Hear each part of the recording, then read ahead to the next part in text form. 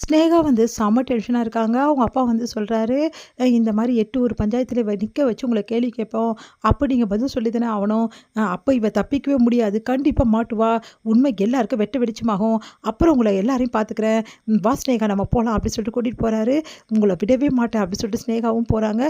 "நீ வா சுல்லா" அப்டி சொல்லிட்டு சுல்லானையும் கூட்டின்னு போறாங்க. "சுல்லானோட அக்கா" அப்டின்னு சொல்லிட்டு அப்டியே பார்த்துட்டே போறாரு. சுல்லான் வந்து நம்ம வந்து சிந்து ஒண்ணும் புரியாம அப்டியே நிக்கிறாங்க. அடுத்து எல்லாருமே வந்து அப்படியே வந்து என்ன பண்ண தெரியாம தவிக்கிறாங்க. அப்போ வந்து சிவா வந்து பரவால்ல விடு பார்த்துக்கலாம் அப்படின்னு சொல்லிட்டு எல்லாரும் கலைஞ்சு போகும்போது, கரெக்ட்டா வந்து 1 நிமிஷம் சிந்து அப்படின்னோனே, அப்படியே அதிர்ச்சியா சிந்து திரும்பி பார்க்குறாங்க. உடனே வராங்க. நம்ம வந்து அன்னபூர்ணி வந்து சொல்றாங்க, "சிந்து உன்கிட்ட ஒரு விஷயம் மட்டும் கேட்கலாமா சிந்து?" அப்படின்னோனே, "சொல்லுங்க அத்தை" அப்படின்றாங்க. "நீ எதுக்காக சுல்லான் மேல சத்தியம் பண்ண சொல்லி பண்ணல? நான் உன்ன கட்டாயப்படுத்துறதுக்கு என்ன காரணம் தெரியுமா? உன்ன கஷ்டப்படுத்தக்கூடாதுன்னு தான் நான் கட்டாயப்படுத்தக்கூடாது அப்படின்னு சொல்லி சொன்னேன். மத்தபடி இவ்ளோ நேரம் வந்து நீ வந்து சத்தியம் பண்ணி சொல்லியும் ஏன் பண்ணல? ஏன் உண்மைய சொல்லல? ஏன் மௌனமாவே இருந்த? அந்த ஸ்னேகா என்னெல்லாம் பேசினா? எல்லார்கிட்டயும் என்னெல்லாம் வந்து பேசினா? அதெல்லாம் கேட்டுட்டு எல்லாருமே துடிச்சு போயிட்டோம். ஆனா நீயும் சிவாவும் மட்டும் ஏன் பேசாம இருந்தீங்க? என்ன காரணம்? அட்லீஸ்ட் வந்து நீங்க சொல்லியிருக்கலாம் இல்லையா? எந்த பிரச்சனையும் கிடையாது. நாங்க வந்து சொன்னதெல்லாம் உண்மைதான் அப்படின்னு சொல்லிட்டு சொல்லியிருக்கலாம்ல. அதையும் 2 பேரும் சொல்லல. சிவாவும் வாய திறக்கல, நீயும் வாய திறக்கல. என்னதான் பிரச்சனை உங்க 2 பேருக்கும்?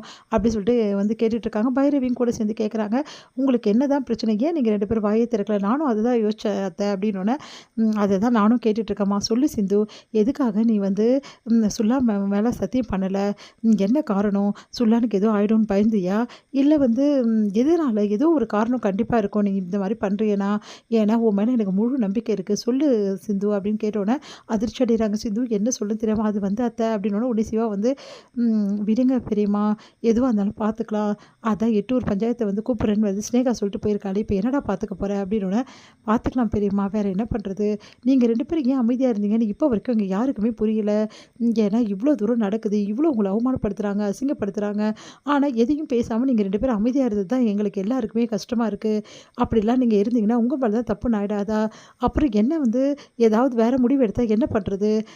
ஏன் சிந்து, உன் தாலிய வந்து பறிக்கிறதுக்காக அவ அவ்ளோ பண்ணா. அப்ப கூட நீ அமைதியா தான் இருந்த. அப்பவும் நீ எதுவுமே சொல்லல. ஏன் சிந்து இப்படி இருந்த? எந்த பொண்ணா இருந்தாலும் தாலிய பறிக்க வரும்போது எதிர்த்து நிப்பா, ஏதாவது பேசுவா. நீ ஏன் பேசல? எங்களுக்கு எல்லாம் ஒரே குழப்பமா இருக்கு அப்படின்னு சொல்லிட்டு இருக்காங்க. அத கேட்டு சிந்து வந்து, நான் எப்படி பேசுவேன்? நான் பேசுனா பெரிய பிரச்சனையாகும். நான் எதுவுமே சொல்லக்கூடாது உண்மைய அப்படின்னு சொல்லிட்டு உங்க புள்ள வந்து என்கிட்ட சொல்லிட்டாரு. அவர் பேச்ச மீறி நான் எப்படி இதெல்லாம் பண்ண முடியும்? அப்படின்னு சொல்லிட்டு சிந்து மனசுக்குள்ளேயே அழறாங்க. ஏன் சிந்து இப்படி இருக்க? ஒண்ணுமே புரியல சிந்து எங்க எல்லாருக்கும். இதுல வேற அந்த ஸ்னேகா 8 ஊர் பஞ்சாயத்த வேற கூப்பிட போறாளாம். அதில என்ன பிரச்சனை நடக்க போகுதுன்னு தெரியல. அதை எப்படி சமாளிக்க போறோம்னும் தெரியல. அப்படி சொல்லிட்டு எல்லாருமே பேசிட்டு இருக்காங்க. உடனே வந்து சிவா வந்து "விடுங்க பெரியம்மா பார்த்துக்கலாம்" அப்படி சொல்லிட்டு போறாரு. என்னமோ பிரச்சனைக்கு மேல பிரச்சனையா வருது. அந்த ஸ்னேகா விடுற மாதிரியே இல்ல. அவ என்ன புது வந்து விஷயத்த பண்ண போறான்னு தெரியல.